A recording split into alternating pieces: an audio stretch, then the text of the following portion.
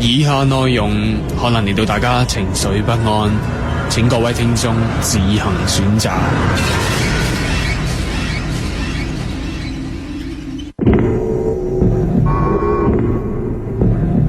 唔係要你怕，唔係要你怕，唔係要你怕，唔係要你怕，唔係要你怕，唔係要你驚，唔係要你驚，係要你聽。星空奇談。歡迎大家嚟到星空奇談，我係所羅門所羅門王。大家好，我係小英，各位好嘛？月亮姐姐你好嘛？鄧大哥你好嘛？各地嘅星空之友，如果你講話喺靈異嘅角度嚟睇呢，我哋即係喺亞洲呢一邊呢，呢一期係 hot 啲嘅。譬如首先第一樣比較個人化啲或者人物為主嘅呢，翁靜晶小姐，大家呢個星期有冇跟進下呢？早幾集呢，就已經同大家初步都講咗，佢當日開嗰佢個書，佢嗰本書嘅一個見面會嘅時候呢，佢亦都已經透露咗佢嘅媽媽呢，佢懷疑係因為落咗降頭，而令到佢呢係逝世嘅。咁但係佢自己咧認為呢，佢亦都有中到，只不過因為佢嘅修行呢，就令到佢有啲底氣，而冇受到呢一個嘅即係冇受到個影響啫。咁同埋佢身邊嘅一啲團隊呢，其實亦都已經係中咗招噶啦。不過因為佢哋本身呢都有修行呢，所以就頂得住。咁到咗今日啦，咁有冇新嘅消息同大家跟進呢？嗱，暫時嚟講咧，我睇呢啲主流嘅傳媒啦，咁佢哋就講話香港主流傳媒啦，咁啊翁靜晶小姐呢一期就冇再跟進啦。究竟嗱，因為佢係講過，佢知道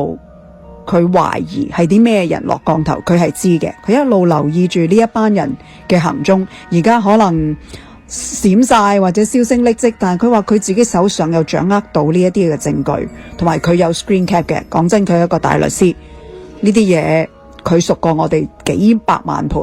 咁但係佢而家呢，最新我睇到嘅呢，就係話佢呢一期最緊要呢，係要令自己嗰個修行或者集中去強化自己嘅修行先，所以呢，呢一期嘅新聞佢就冇再追蹤落去啦，搞掂咗自己先。咁咧，其實佢唔單止係要搞掂自己嘅，咁其實佢都一路咧都係繼續咧，佢話過係會同呢一啲嘅惡勢力咧係鬥爭到底嘅。不過佢首先咧都要強化自己，好似你話齋啦。咁佢除咗係出入咧係有請到保鏢嚟保護佢，因為佢驚呢個暗戰難防啊嘛，係咪先？即係你嘅降頭搞我唔到，你一陣間如果你派人嚟搞我，咁點算呢？咁所以佢而家一出門口呢，佢都已經係有保鏢跟住之餘呢，佢都話非必要盡量呢都係留喺屋企啦，同埋佢嘅行蹤呢係絕對保密。咁呢，希望可以減少一啲機會呢，佢哋可以直接對佢呢係作出傷害。所以你可以睇得到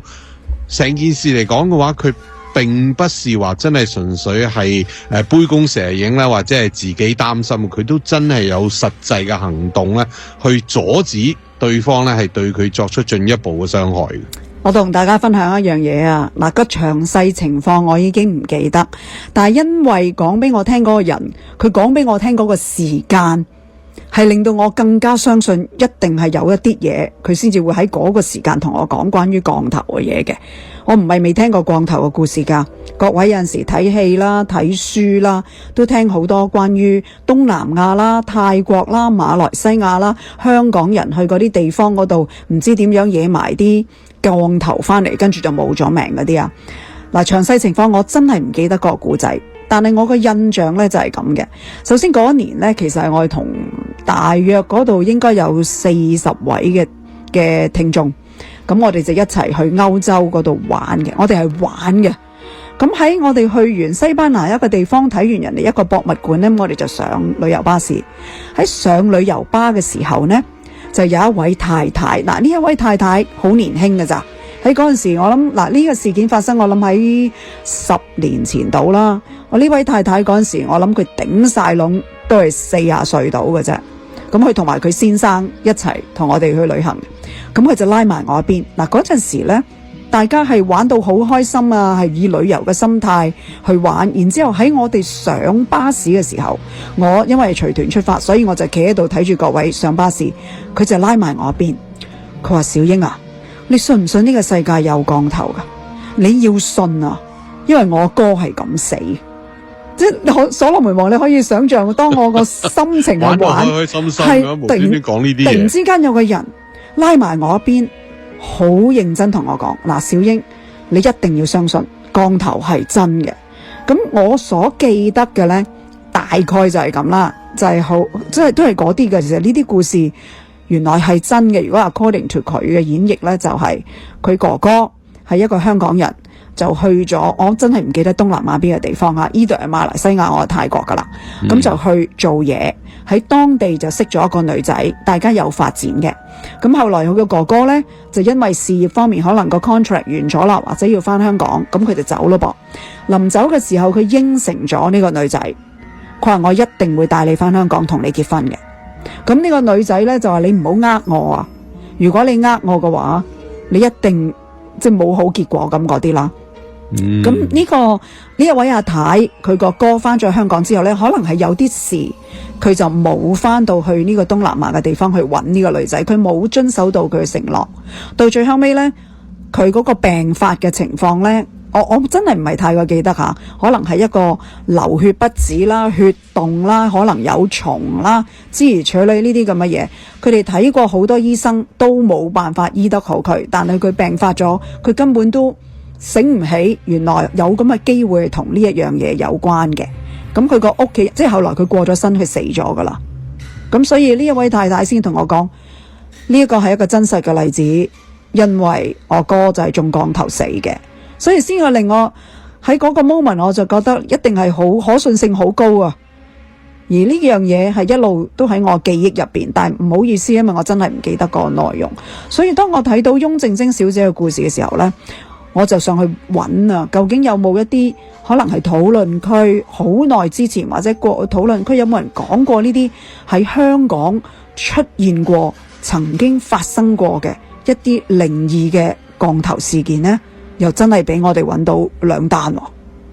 咁啊，不如我先同大家講咗發生喺一個90年代中期嘅喺新界一啲村屋咧，就發生嘅一個攞降頭嚟報復嘅事件先啦。嗱，咁呢件事咧發生喺元朗同大埔一帶嘅一啲村落嘅。咁件事嘅主角咧係一位喺東南亞做生意嘅香港商人。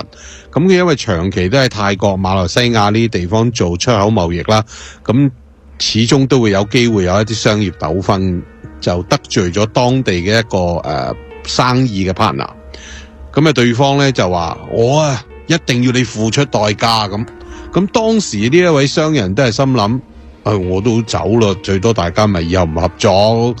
你都係發脾氣先咁講嘅啫。咁啊幾個月之後咧，佢就帶咗屋企人咧就搬晒翻香港啦。咁嗰陣時佢都喺新界咧就起咗一間新嘅村屋，咁啊諗住退休啦，打算過一啲平靜嘅生活。咁咧之後搬入去之後咧，啲奇怪嘅事情就陸續發生啦。咁啊最初咧呢個商人同佢嘅太太咧就發現點解屋企經常都有一陣腥臭味，好似啲腐爛咗嗰啲魚腥味咁咧，揾極都揾唔到個來源。咁跟住咧，佢屋企養嗰隻狗咧就開始成日無端端喺度狂吠，甚至喺半夜咧都好似對住一啲角落頭，明明冇嘢噶喺度係咁吠，係咁吠。咁而且個商人自己咧亦都開始夜晚黑做發惡夢啦吓，咁啊夢見一個蒙面人就攞住一啲針線咧就連埋佢把口喎。咁啊醒咗之後咧，就覺得個喉嚨有啲嘢好似棘住咁。但係最詭異嘅咧，就係佢屋企3歲嘅細路咧，忽然之間開始講一啲好似第二種語言咁，而且把聲咧，即係好似好深沉、好年紀大嘅男人咁，即係唔會係3歲細路可以發得出嘅聲，完全唔似細路聲嘅。咁啊嚇到佢屋企人以為個細路咧係撞邪。咁啊冇幾耐之後咧，喺村屋附近嘅其他村民咧都話啦，哇！最近條村好多奇怪事情啊！有人話咧半夜聽到屋出邊咧有啲嗶鈴嗶啷嘅敲擊聲，咁又有人咧用一啲硬物咧就掟落去地下咁嘅聲，咁啊走出去一睇，但又冇人喎，咁啲村民咧就話：我哋仲有人見過咧喺嗰啲田啊，即係以前新界仲有田地噶嘛。佢哋見到有一個好矮細嘅身影，用好高嘅速度咧走嚟走去，但係睇唔到面口嘅。咁呢個商人一家咧，佢哋嘅情況咧亦都越嚟越嚴重啦嚇，甚至有時咧佢老婆話有一日朝頭早起身，發現床邊有一灘黑色黐立立嘅嘢，係散發出一啲惡臭，但係又解釋唔到喺邊度嚟嘅。咁咧，於是呢個商人就諗翻起當日嗰個 partner 嘅詛咒，咁就請咗一位有啲比較熟悉南洋巫師嘅師傅咧，就嚟睇一睇啦。咁啊，師傅入屋之後就話：咦，你間屋有俾人落降頭嘅痕跡喎，咁樣仲喺屋頂嘅閣樓咧，發現咗一個用布包住嘅一個包裹仔，咁裏邊咧係裝住咗頭髮啦、指甲啦，同埋一塊染咗血嘅布條。咁呢個師傅就話啦：呢個係典型嘅血降嚟嘅，目的咧就係令到呢個目標嘅一家人咧精神崩潰，甚至最後死亡添。咁咧就話呢啲咁嘅物品咧，可能係佢嗰個商人自己本身啊，或者佢屋企嘅一啲嘅物件嚟嘅，即係佢啲頭髮啊咁樣，唔知點解偷到啦。咁咧就俾人哋收集完之後咧，就攞嚟施咗呢一啲巫術嘅。咁個師傅咧就開始同佢做一啲驅邪嘅儀式啦。首先就燒咗個包嘢啦，跟住喺屋裏邊咧就貼晒啲符啦。儀式之後咧，的而且確呢啲奇怪嘅事情咧係減少咗。不過佢一家人依然咧經常都係感到唔係好安樂啊！咁啊，幾日之後咧，個商人收到一封匿名信喎，個信裏面竟然講咗一句說話，就係你走唔甩嘅。嗰啲字跡咧就歪歪地，好似用血寫嘅。咁呢封信咧唔掂啦，就卒之咧就令到佢崩潰。咁呢個商人咧就決定賣咗呢間村屋，全家咧就搬晒去市區嗰度住。咁啊〜之後嘅結果係點呢？就話呢一間村屋後來咧轉咗幾次手，但係每次咧嗰個新嘅住客咧都住唔耐嘅，總係話呢間屋咧有啲怪聲啦，有啲好陰陰涼涼嘅感覺啦。咁喺個村裏邊有啲老人家咧亦都話呢個商人得罪嘅人啊，可能請咗個好勁嘅降頭師啊，甚至喺香港啊揾埋人嚟續佢個咒語，導致到咧呢一個詛咒係冇辦法解除到嘅。咁啊，呢個古仔咧嚇，到今時今日為止咧，都俾好多嘅靈異愛好者稱為新界降頭事件，即係都可以話係一個傳說嚟嘅。如果各位聽眾你哋係知嘅，我知你哋嘅人脈好廣嘅。如果係知道究竟係邊一間屋，或者你都有聽過呢個故事咧，亦都可以影張相嚟喎，係都可以同我哋報下料先啦，437-980-1430，或者可以電郵俾我哋啊，ghost889@am1430.com。咁我哋有講過㗎，最多人講論嘅啦，有兩個故仔㗎啦。呢一個就發生喺新界啊，而另外有一個咧，據講咧就發生喺深水埗油麻地嗰度㗎啦。呢一個好多人㗎喎，呢個好多人，所以我絕對有理由相信好多聽眾應該聽過呢個故仔，而且嗰間咧應該係一棟大廈嗰啲，可能係舊唐樓都唔出奇㗎。咁佢哋話咧係80年代嗰啲時間就發生嘅，就係講一個啱啱喺東南亞翻嚟香港嘅女仔，係女士嚟嘅。今次呢個，咁佢呢就喺泰國同馬來西亞呢就住過一段時間，又係喺當地得罪咗人，就懷疑係俾人落咗降頭。翻到去香港之後呢，其實你唔知噶，好多人俾人落咗降頭都唔知噶嘛，係咪？咁但係你要睇下嗰啲怪事由幾時發生，係由嗰啲怪事開始，係令到你覺得，咦，好似有啲嘢跟咗我翻嚟。首先第一呢，就係屋企啲嘢呢，無緣無故會自己喐嘅，仲有嗱，跟住佢見到嗰樣呢，就同阿翁靜晶佢哋呢個團隊所聽到嗰啲嘢好似，佢哋冇話聽到成日有玻璃窗好似俾人打爛咁嘅聲嘅，但係跟住去到就冇嘢噶嘛。呢個故事都係咁講嘅。深水埗呢一棟樓入邊呢一個女仔呢，都係成日半夜3更聽到有人喺廚房啊掟碟啊，整爛啲杯杯碗碗啲碟啊煲啊叉啊咁嗰啲嘢，但係去到個廚房呢，一個人都冇嘅。同一時間跟住呢，佢嘅健康就開始急轉直下啦，成日都好無原因咁樣發高燒、幻聽，聽到有聲，甚至見到個鏡入邊自己個面變晒形，同埋啲屋企人一個個陸陸續續都感覺到唔舒服，即係感染到啊！甚至咧話喺屋企走廊見到有黑影，同你頭先嗰個故事好相似，有啲似，亦都好似翁靜晶小姐分享嗰啲，因為影響到佢屋企人啊嘛，話影響到佢媽媽啊嘛，所以呢一個故事都好似嘅。咁呢個女子呢，就去求醫生幫忙先，第一件事即係向醫學界去揾。咁啊，醫生幫佢做晒身體檢查，你冇事喎，小姐，我俾啲藥你食啦。但係食咩藥都冇用，咁當你喺科學方面尋求唔到解決嘅時候，你就會點啊？去轉向去揾風水師，去揾一啲靈學嘅顧問啦。咁就有個風水師呢，同佢 check 咗一輪之後呢，就話：小姐，你嘅身上面有啲陰氣，有嘢跟住你，係外來嚟嘅陰氣，我懷疑你俾人落咗降頭。咁跟住呢個女仔先至同佢講：我呢就喺東南亞翻嚟諸如此類啦。咁就問佢：你有冇帶過嘢翻嚟？佢話有啊，我帶咗個紀念品，係喺當地嗰啲賣紀念品嗰啲市場嗰度買嘅，係個好細細個嘅木雕嚟嘅。咁呢個風水師呢，就去睇睇佢呢個木雕，就發現佢個呢個公仔個眼神係好奇怪、好邪嘅。咁所以呢，佢就覺得係呢個木雕就同嗰個降頭有啲聯繫。咁佢哋嗰晚做完法事之後呢，佢哋就用火去燒咗呢個木雕，但係一燒嘅時候，當晚呢個女人呢就發狂，然之後嘅咧就話有人喺佢耳仔邊係咁同佢講嘢，係咁叫佢跳樓。咁啊好在當其時呢係有屋企人制止住佢。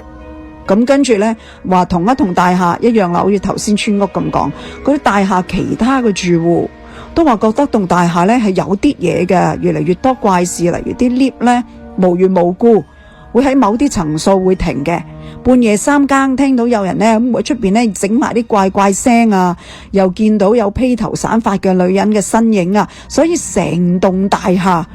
都變得異常恐怖。咁但係據講最後尾呢，呢個女人佢會尋求好多唔同嘅宗教嘅儀式，幫佢去做驅邪治鬼，逐漸佢就康復咗啦，但係佢都選擇離開嗰棟大廈，而同頭先村屋一樣，當呢個事主一離開咗個大廈之後呢，啲居民就話啲怪事就減到好少啦，冇咗啦，但係始終都係覺得呢一棟大廈係有啲嘢，同埋係曾經有一啲唔乾淨嘅嘢發生咗，仲傳聞啊！呢個真係傳聞啊！有人話喺佢嘅單位裝修嘅時候呢，就發現縫牆入邊有啲符貼咗喺縫牆度嘅，即係入邊藏咗喺入邊。咁但係呢個可能係啲法師俾佢嘅，都唔出奇嘅。咁呢個呢，就係另一個同降頭有關發生喺香港嘅事件。各位聽眾，我哋講咗2個啦。你哋有冇呢2個故事嘅報料，或者你哋都有聽過一啲係好奇怪嘅、好靈異嘅降頭事件呢？希望可以你哋同我哋分享下就好啦。翻嚟第2節嘅星空奇談，咁喺幾個禮拜之前呢，我哋喺節目裏邊亦都講過一啲係胎字啦，係同一啲前世嘅事件係有啲關係嘅，甚至可以講到話有一啲嘅胎字或者係胎記呢，係可能同你前世如何喪命係有直接嘅關係嘅。咁啊呢一個內容呢，就引起咗我哋其中一位聽眾嘅一個回響。咁呢，佢就想有啲故事，親身嘅故事呢，就想同大家分享一下，順便睇下大家有啲乜嘢嘅意見。咁不如我哋先聽咗佢嘅故事翻嚟，我哋繼續講。你哋2位好啊！我呢聽完你哋上期講嘅胎字呢，咁我想問啦，咁胎字或者胎記係咪一定要肉眼睇到嘅先至叫胎記呢？即係咪一定要個身有一忽嘢或者一笪嘢先至係胎記呢？因為呢，我由細到大呢，喺我右手邊嘅頭骨嗰度呢，都係凹咗落去嘅。咁呢，我話問晒我屋企所有人啦。佢哋個個都好似失憶咁啦，個個都話唔知道有呢樣嘢啦。但係我由細到大，即係個頭個骨嗰度呢，都係凹咗嘅。咁呢啲算唔算係胎印啦、胎記啊，或者係其實係身體有問題啊，定係點樣樣呢？我問過我媽噶啦，以前咁呢，佢呢就話佢自己都唔知道我有呢樣嘢。咁跟住佢又即係我話問我家姐啦，咁因為我家姐大我22年嘅，咁我諗佢應該都清楚啦啩。咁我問佢，咁我家姐話冇啊，我都唔知有呢件事。乜你個頭笠咗嘅咩？咁我話係啊，我就係唔知發生咗咩事，所以我先想問你啫。咁即係我哋都有研究過，如果係有跌親啊，或者有啲咩大件事而整到個頭笠咗，即係應該都幾大件事啊，冇理由唔知噶嘛。咁又叫我問我哥喎，咁我阿哥啊更加又係唔知啦，因為我哥喺我出世嗰年就去咗英國讀書，所以佢又更加唔知道有呢件事。我又唔覺得佢哋會隱瞞我咯。如果佢哋係知道有一啲嘢嘅奇怪，由細到大我都係笠咗嘅咯，但係又冇任何嘅損傷或者點樣樣咯。好多謝呢位聽眾嘅分享下，咁就其實你哋聽得到個內容呢，係好似中間嗰度係回應咗一個問題，因為我第一次收到呢位聽眾嘅來言嘅時候呢，我問翻佢一個問題嘅，我係話會唔會你個屋企人曾經喺細個抱你嗰陣時可能跣手啊，或者發生咗少啲意外，你真係冚笠咗個頭，而你長大咗啦，佢哋又唔好意思話俾你聽，所以佢哋冇講咯。咁所以你睇到佢嗰個同我哋描述嘅時候呢，中間嗰度呢，佢有講過，佢都有諗過我哋呢樣嘢，而佢真係問過晒屋企人，包括媽媽、爸爸、家姐、哥哥，全部都係話冇嘅。咁同埋呢，我同阿所林話，我哋咪有講過話，如果好似佢話齋咁明顯咁凹嘅一個位，其實嗰個意外，如果真係一個意外，都幾犀利嘅。嗱，咁講真啦，我哋凡事兩面睇啦。係你話係因為屋企人嘅疏忽而導致佢冚到咁傷呢？咁啊應該係屋企人會記得嘅。係。咁但係作為自己，即係你就以我自己作為一個例子啊。我細個嘅時候呢，又甩繩馬騮嚟嘅，即係正所謂係你唔嗌停我呢，即係你嗌停我更加唔會停嗰啲嚟嘅。係。咁你走嚟走去呢，其實你唔好睇小我哋啲無情力，有時啲台角啊、凳腳啊、凳角啊，你係真係兜口兜面冚落去呢。即係我哋因為細個嘅時候，你啲頭骨其實係正所謂腦筍都未生埋呢，其實頭骨係偏軟嘅。咁其實佢哋可以承受嘅撞擊呢，其實你唔好睇少，可以都幾捱得下。咁但係通常我哋冚得咁傷嘅時候呢，我哋都係喊到湯豬咁樣嘅啫。即係你話除非真係嚴重到係腦震盪或者係咩要入醫院，但係你話如果真係好彩touch wood，多謝眷顧，我哋只係冚傷咗個頭骨而冇傷到裏邊嘅話，我哋真係喊到湯豬咁，你屋企人都係過嚟啊，你做乜嘢啊？跟住呵翻啊，你停咗喊嘅話就已經我呢家睇啦嘛，咁未必會記得噶，真心。我哋當係有一個係啦，咁呢個係一個合情合理嘅假設。咁但係我哋從靈異嘅角度去睇，嗱，佢其中一個問題就係話，係咪所有前世嘅傷口就一定係胎記或者胎痣呢？我原本覺得係嘅。OK， 我真係原本覺得係嘅，但係小英呢，就做呢個資料搜集嘅時候呢，就揾咗一個故事，都唔係係咪故事呢？或者一個記錄呢？一個記錄嚟，一個記錄。係啦，咁呢個記錄呢，就顛覆咗我原本嘅嗰個想法。嗱，我而家同大家分享，但係分享之前，我都要同呢位聽眾講講，因為你個頭骨呢係凹噶嘛，你呢一方面嘅胎記嘅形式呢，我就真係揾唔到啦。或者第二啲聽眾，如果你揾到有記錄在案係講凹咗個頭骨，會唔會係前世嘅記憶嘅？我都好希望你可以同我哋分享下。咪記認呢個咪記認啦嚇，記認 ，sorry 啊，記認。咁但係呢，我所睇到嘅，譬如話我哋好似上幾集所講，胎記或者胎痣，我哋通常好似你話齋傷痕型噶啦，或者係圖案型啦。又或者可能係有笪色素啦，甚至有一啲呢，呢個我真係第一次聽過，佢哋話有個對稱型嘅胎記嘅，即係話呢，譬如你同一個嗰個色素或者嗰個圖案或者個傷痕，會係兩隻手、兩隻腳或者身體兩邊係會對應嘅。呢個係可能同你前一世嘅時候一個習慣係有關，生活習慣而令到你嘅手係兩邊都有同一個胎記或者記認嘅。咁呢一個係我今次新嘅第一次聽到嘅一樣嘢。另外當然啦，有啲係外表睇唔到嘅，我哋以前好似都提過下嘅，關於譬如話你嘅內裏你嘅腦部嘅發育同你嘅智力，可能係同你前世點樣死有關。因為我哋話人係有三魂七魄，假設你係真係遭遇一個好猛烈嘅汽車嘅撞擊，而你成個頭爆咗，或者你係跳樓成個腦散晒，而三魂七魄睇到散晒嘅時候而聚唔翻埋呢，咁當你投胎做下一世嘅時候，有咁嘅可能，你嘅智力係翻唔到嚟，因為你係有啲缺失嘅。係啦，你今日你嗰啲魂魄儲唔晒翻嚟，所以喺如果你話喺佛學或者道學嚟到，佢哋咁樣講呢，念經係好緊要，好多時會喺一啲案發嘅現場，佢哋會念經，仲要係念好耐嘅經，招魂咯。係因為要儲翻埋啊，因為散晒啊嘛，要召翻晒佢哋翻嚟，召翻啲魂魄翻。如果唔齊全嘅話呢，會影響你下一世嘅智力嘅，所以呢個就嗱，即係信不信由你啦。咁但係我哋揾到嘅呢一個呢，我而家真係要講啊，唔係凹嘅，我哋揾到個凸嘅，我真係唔係同你講笑，唔係講笑㗎，凸㗎啦，小英可以係平嘅啫，係嘛？咁平嘅咪真係冇問題咯，平嘅咪即係公仔咯，可以係一個自認咯。但我揾到呢一個呢，因為就住我哋呢位聽眾佢個頭骨係凹咗噶嘛，我揾到一個呢，一個記錄係講日本嘅，但係呢個小朋友佢個頭骨呢係凸起咗嘅，佢唔係凹，佢係凸，而且係一個頭殼嗱，佢講呢，喺個頭嘅頂後方，即係我諗係後尾枕再上少少，係嘛？可能係。咁佢就話呢，嗱，呢個日本呢，呢個小朋友呢，佢就名呢叫健一 Kenichi。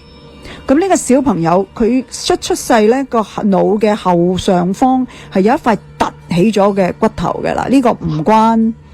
關屋企人意外整親佢突咗個頭骨啊，呢個天生係有一塊好特別嘅頭骨嘅，好似鹹蛋超人頭殼頂，係凸起咗咁樣一塊。咁啲屋企人都會覺得係啊，天生係骨骼發育其中一個特徵，冇乜點在意嘅，佢生活健康正常，小朋友天真活潑，冇影響佢嘅智力，凸少少有乜所謂呢？頭髮遮到嘅係咪先？仲要係男仔，可能覺得嗰個影響唔係咁大啦，可能咁樣。但係隨住呢個小朋友阿健一，佢一路年齡增長越嚟越大個呢，佢就開始發夢啦。啲夢好奇怪，因為佢係一個現代人，但係佢夢到細個呢，佢夢到入邊係一個大人，而且着住嗰啲武士嗰啲盔甲，喺個戰場上面同人哋打交。咁而喺夢入邊呢，佢係曾經俾佢嘅敵人係斬中個頭嘅後部，然後好痛，發夢嗰時好痛，突一聲，跟住就醒咗噶啦。咁佢嘅爸爸媽媽呢，起初以為啲細路仔呢，可能睇咗啲咩電視劇啊，睇咗啲書啊，聽人講完古仔啊，自己喺度做夢啊咁樣。咁但係直至到佢上小學嘅時候呢，佢就開始對日本戰國時代嘅歷史好有興趣。佢自己呢，好自然咁呢，好似好專家咁呢，可以講得出呢。嗱，作為一個武士呢 Samurai 叫做啊，Samurai 呢，我哋係應該有啲咩戰術？即係幾歲嘅細路仔講出嚟，戰術呢應該係咁嘅，做武士嗱。如果呢有人哋對方用咁嘅武器呢，我哋做武士嘅呢就要咁樣咁樣。咁學校呢就覺得好奇怪喎，呢啲嘢呢個細路係唔應該識嘅喎。好啦，咁跟住開始呢，當然係屋企人啦、學校啦，覺得呢個小朋友佢所講嘅嘢越嚟有一啲匪夷所思，咁就提議佢個屋企人，你不如揾下一啲另類嘅治療方法或者探討嘅方法，睇下點解係健一成日都好似離唔開呢個武士時代嘅，好奇怪佢啲行為。咁最後尾呢，終於就佢個父母帶佢去做呢個催眠治療，揾一個催眠學師，咁就帶佢進入前世嘅記憶啦。呢個係我哋呢邊西方都好中意用嘅，我自己都試過。甚至我哋以前有一位我哋訪問過嘅嘉賓阿 Michelle， 記唔記得 Michelle 都好似識做呢一樣嘢㗎，係可以帶你進入去催眠嘅世界，然後睇翻你嘅前世嘅。因為喺催眠狀態入邊呢，其實係蘊藏咗好多個你前世嘅櫃桶，不過係冇開過嘅。咁所以如果你喺催眠狀態嘅時候呢，你可以去開翻呢啲櫃桶出嚟睇。咁就其中有一個呢啲櫃桶呢，就係講呢個細路仔，佢曾經喺日本戰國嘅時代，佢真係一名武士嚟嘅，係參與過某一場嘅戰爭，而係俾敵人喺後方用刀斬中佢個頭部而當場陣亡嘅。咁喺催眠結束咗之後呢，咁個專家就話睇起上嚟佢凸起嗰個頭骨個部分，就係佢當年俾個刀斬中嗰個部分係吻合嘅，所以應該就係嗰個位啦。咁嗱，聽到呢度你哋覺得係一個巧合啊，定係好似我哋 Smile 口度討論呢個故事嘅時候，好似覺得呢個凸同凹呢，好似唔係好合乎邏輯喎。唔係咁講真，冇定律嘅，即係主要係有一個即係俾你知道個位置喺邊啫。即係姑勿論佢係凹或者係凸，佢都係想俾你知道個位置喺嗰度啫。就好似一粒癦定係一笪胎字，都只不過係想俾你知道個位置喺邊度啫。當然你話有人會解釋話，我以前細個嘅時候，我係俾火燒傷過呢個位嘅，所以我係一笪胎字，係啦，一個胎記。咁但係如果你話嗰個位係我係以前係俾子彈貫穿咗打傷過嘅，咁所以就變咗係一粒癦，嗱都講得通嘅。咁至於你話凹同凸嘅分別，咁我哋自然以我哋嘅認知，你揾把刀劈落去應該係凹㗎，係咪？咁但係有冇人諗過？凡事可能會係相反嘅咧，你前世係因為凹落去噶嘛，你俾人哋斬中，咁但係呢一世我咪俾突你咯，咁調翻轉頭，好似我哋位聽眾咁，佢係凹落去，咁前世會唔會係調翻轉呢？咁喺咩情況下會調轉，令到頭骨係趌咗出嚟呢？咁呢樣嘢又可以諗一諗咯。嗱，我哋呢位聽眾呢，就係凹咗落去嘅嗰個頭骨。嗱，我會覺得咁啦，你要睇翻呢啲故事，好多輪迴嘅故事，或者呢位聽眾你自己上網都可以睇下關於呢啲胎字、胎記同輪迴嘅故事。你會諗初大家都係會掉以輕心嘅，即係以為係一個普通一個色素啫嘛。如果你科學解釋嘅就係小朋友有某一個嘅色素凝聚咗喺個皮膚嗰度，到冇咁上下呢，佢哋就會散噶啦。唔知大家有冇見過吓？我見過有幾個呢啲胎字，佢哋一出世嗰陣時咧，個腳啊喺個身度啊，即係爸爸媽媽我啲朋友咧話，哎呀，第一時間影低佢先，咁得意嘅，唔知似乜嘢咧？跟住之後慢慢咧，嗰個胎字就會冇咗噶啦。隨住嗰個細路仔長大之後，咁呢嗰個印記都係咁樣講。如果你覺得係，咁但係嗱，呢位聽眾，如果你真係覺得呢件事係困擾緊你嘅，你硬係個心嘅直覺話俾你聽，唔係咁簡單嘅。你真係可以考慮下揾一個催眠治療師幫你去睇你嘅前世嘅記憶。我而家都睇緊一啲書，係喺國內同埋亞洲嘅地方呢，台灣都有㗎。佢哋都有呢一類嘅專業嘅催眠治療師，佢會安全地帶你進入去你嘅前世，睇你嘅夢境或者你嘅潛意識。然後隔離就會有個人同你喺度分析嘅，心理學啊，或者點樣喺度同你做分析嘅，或者呢一個可以幫到你，咁咪可以，即係你明白嗰個要自己個心啊，要有個 relief 啊，因為成日有啲嘢好似困擾住你咁樣呢，都有個壓力嘅，我哋都明白㗎。咁如果有其他嘅聽眾都有類似嘅嘢想同大家分享，或者係啲問題可以擺出嚟俾呢啲高手在民間嘅呢，去俾啲意見嘅話呢，不妨呢係可以 send 呢個 message 呢去嚟到我哋437-980-1430。嚟到第三節啦，唔多唔少我哋都要同大家 update 下，因為我自己都想同大家講下呢啲 update 嘅。嗱，我唔辣到龍樹兩本書先啦，我哋用一個比較科學啲或者新聞啲嘅。而家我哋講一講喺今年年頭有幾多地震嘅活動先，因為好似有咁嘅感覺就係，咦，好似個禮拜都聽到有啲差唔多咁樣嘅消息，跟住呢就會有網上面有好多人已經有好多呢啲群組啦。地震災難預備群組啊，香港嘅又有，台灣嘅又有，都幾大壓力嘅。嗱，咁講真啦，穿鑿附會呢啲嘢呢，就一定有噶啦。係，淨係好簡單，人哋攞住龍樹亮嗰本書嘅封面，其中一個好細嘅 number 99.8.2，我點睇呢？佢都好明顯呢係一個日子嚟嘅，99年8月2號。佢哋係可以將呢一個緬甸地震，嗱，你將緬甸地震嘅日子再加99日，OK， 就啱啱好係7月5號啦。嗱，即係咁都俾佢諗到，即係呢啲你就話除咗係穿鑿附會之外呢，我真係冇第二個合理解釋。啱啱紹英所講嘅，由2024年尾到2025年頭咁樣啦，一路到呢個緬甸地震，到4月1、2號，其實呢，喺亞洲嗰個成個大區域裏邊呢，係真係有好多嘅大小地震。嗱，當然我亦都知道好多人會講，喺地震帶6級地震10常8九啦。你問下日本東京，佢哋基本上每日一小震，3日一大一中震㗎啦。即係你話要去到7點幾級啊，會搞到有海嘯預警嗰啲，就話即係可能幾廿年都唔逢一潤啫。但係小震就經常有。但係個問題，我哋就要睇一睇啦。小震係經常有，但係你睇一睇呢排有翻咁上下規模嘅地震，包括咗6.8級、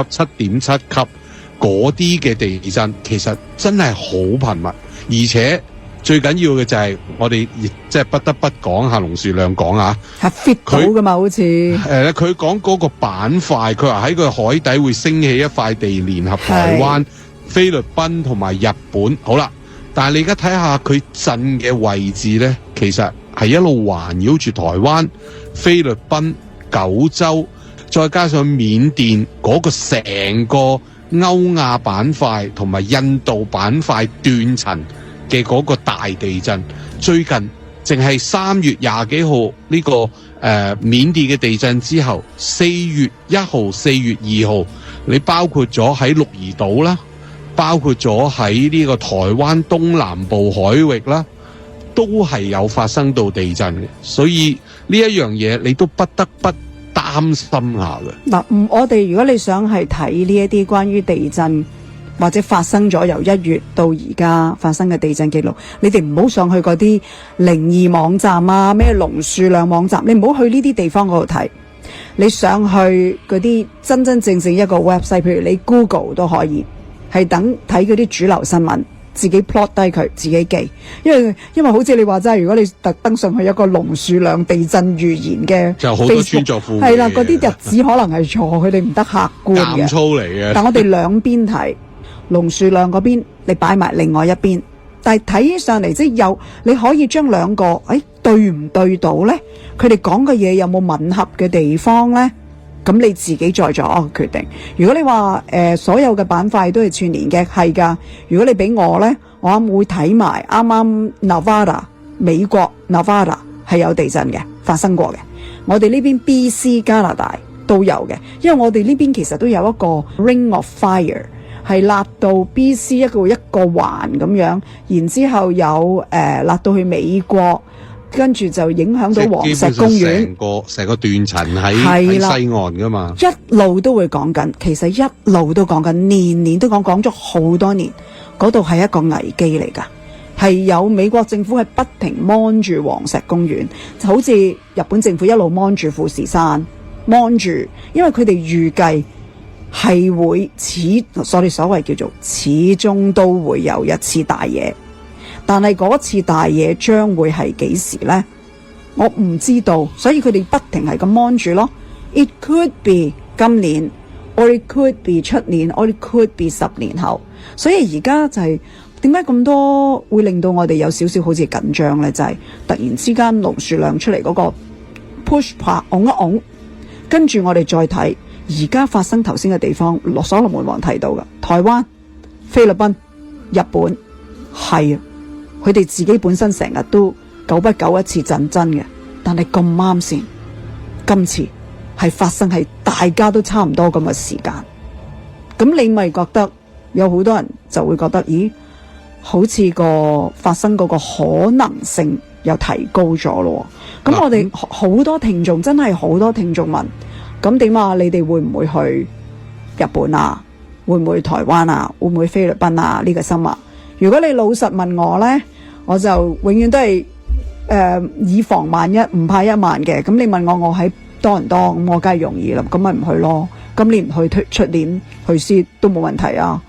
咁但係如果各位你真係打算會出行嘅呢個 summer， 你不妨又考慮一下。我只可以講話 play it safe。好老實講，我都係咁樣同我細佬講噶。我細佬喺香港，咁佢問我點啊？我個侄女啊，話要呢個 summer 去日本玩啊。咁我就話你自己諗一諗啦，或者冬天先去，或者出年去都未必一定係即係未必一定係個損失。佢又唔係趕住去嗰度結婚。即係我咁樣講，你 play it safe 唔係一個問題啊。你問我冇理由話俾你叫你去嘅啫，係咪？係咯。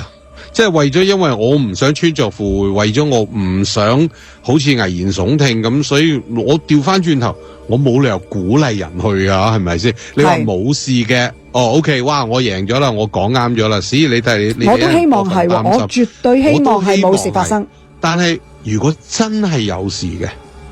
即係就算唔係話咁嚴重嘅，淨係嗰個地方有個地震嘅，無論有幾強幾弱都好。你都會覺得呢件事好似你多多少少都有啲責任啊，係咪先？係你鼓勵佢去嘅，所以我覺得呢個責任冇必要去孭上身啫。咁你其實可以勸佢遲啲先去，冇損失㗎。咁即係呢個係我嘅諗法啦。另外第二樣嘢呢，我就等緊，因為我好想知道 local 嘅人而家係點樣諗。譬如台灣嘅人，你哋有乜嘢？各位台灣嘅聽眾。你哋普遍嚟講，台灣而家嘅人係有咩態度面對呢樣嘢，或者佢哋有冇人有行動？我知香港嘅朋友有，因為我知道香港有啲人喺網上面話賣緊求生包。咁但係普遍嚟講係點呢？我細佬都有講過一句說話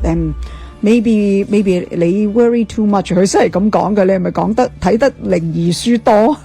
佢話我 worry too much， 我話 we call it play it safe。因為你冇咩必要，你無需要 take 呢個 risk。咁至於菲律賓，有冇菲律賓嘅聽眾？你哋而家嘅心態係點？嗱，我有我嗰兩個契女呢，佢哋一個有一個朋友喺南韓首爾住嘅，一個呢就喺日本住嘅。咁佢哋話而家問緊嗰啲朋友，睇下當地嘅人係有咩反應，同埋佢哋係點樣睇。我亦都睇過一啲訪問，都係問緊日本嘅一啲居民就，喂，你而家傳到好似真嘅一樣，連政府都出咗呢個預警，yeah. 你擔唔擔心啊？咁好，咁我哋今日咧就同大家講地震，講到呢度為止啊。咁啊，以下嘅時間咧，我哋就交俾蕭文麗嘅靈音莫測。靈音莫測星期六為大家繼續發出唔同嘅聲音。當我哋維護緊自己國家民主同埋自由嘅同時，其實我哋有幾清楚當中嘅真相，係有人想你去支持所謂嘅真相，或者利用唔同嘅媒體去描寫或者抹黑對方，令你覺得自己所付出嘅一切就係正義嘅一方。又當我哋追求緊民主萬歲嘅同時，知唔知道政府背後又做咗幾多不法嘅行為？相信好多人都為近期 CIA 美國中情局揭露嘅文件中得知曾經發生過嘅大事小事背後隱藏住一個又一個嘅秘密。今晚就嘗試拆解當中鮮為人知嘅秘密事件。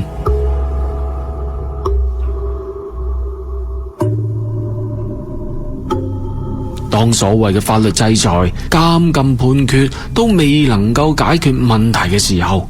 最好嘅方法莫過於要對方瞬間消失，呢一個極端嘅手段，簡稱為暗殺。1953年嘅中情局嘅訓練資料當中出現咗一篇嘅文章，叫做《A Study of Assassination》。佢描述咗 CIA 喺拉丁美洲地區進行一連串秘密程序同殺戮過程，令到當地嘅政府更加容易被推翻，同時增強咗美國喺當地嘅權力同埋影響力。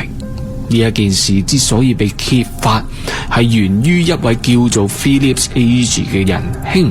佢花咗10年以上嘅時間收集同埋分析 CIA 喺該地區做過嘅邋遢勾當，而佢講到全世界有數百萬人被殺，或者至少被毀掉生命，我冇理由會袖手旁觀，咩都唔做。如果大家有興趣，可以上我哋 Facebook group 睇睇佢2014年出版嘅 The CIA Against Latin America Special Case Ecuador 網上嘅版本，喺當中更加提及如何使用右翼敢死隊控制媒體傳播錯誤信息，並且確保被美國揀選嘅獨裁者能夠上台掌權執政。以上所講嘅就發生喺1954年危地馬拉政變，代號名稱 PB Success。 喺文件當中提及過有2種嘅暗殺模式，第一種 Safe Assassination 安全暗殺，係由受過訓練嘅特工執行；第二種 Lost Assassination 遺失暗殺，即係透過操控別人去完成消滅目標，而被操控嘅人喺暗殺過程當中都會自然地死去，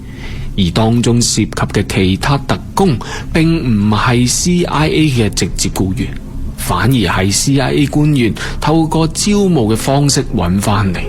可以係警察、學生、記者，甚至係罪犯。總之就係任何人都可以成為 CIA 嘅外判特工。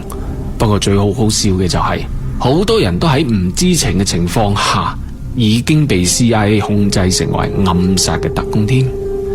Philip Agee 更加講到 CIA 最常用嘅一啲剛剛出嚟社會嘅畢業生，成為佢哋嘅 Lost Assassins。當呢一班被利用嘅年青人犯案之後，美國嘅大眾傳媒就會將佢標籤成為一位狂熱分子，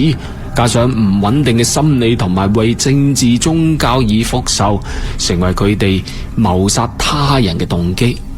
而喺守則嘅當中更加講到 CIA 嘅暗殺行動唔係好似電影咁用一啲劃時代嘅高科技產品，而係一啲基本到唔基本嘅錘仔啊、斧頭啊、螺絲刀啊、菜刀啊、燈架，總之就係任何又堅硬又方便嘅都可以成為武器。而暗殺嘅方式最好安排成為一場嘅意外，因為一場人為嘅意外係最有效嘅技巧，例如車禍啦、服藥過度或者縱火。但係估唔到最好最有效嘅暗殺方式就係喺22米以上嘅高空當中墜落到堅硬嘅地面，電梯井啊、樓梯井啊、冇遮掩窗戶同埋橋樑都可以發揮到以上嘅功效。呢一刻大家細心諗一諗，過往20年之內發生過同美國有關嘅死亡案件當中，有幾多單係同以上提及過嘅有共鳴呢？而好快就喺傳媒當中就得知所謂嘅原因全部都合情合理，之後就好快咁草草了事。當然啦，到處亂咁殺人都唔係好 work 嘅，所以要懂得如何得到民心同埋思想工作，等一班嘅義勇軍為你服務。喺 CIA 嘅術語當中就有 wet work 同埋 health outlatation。首先就喺政治上教育佢哋，分裂佢哋，令到佢哋相信世界上有好多壞透嘅人同埋政府，消滅佢哋就會得到真理，實現世界和平。喺過往嘅歷史當中， CIA 就係用上以上嘅方法推翻咗當時瓜地馬拉人民選出嚟嘅總統哈科沃阿本斯。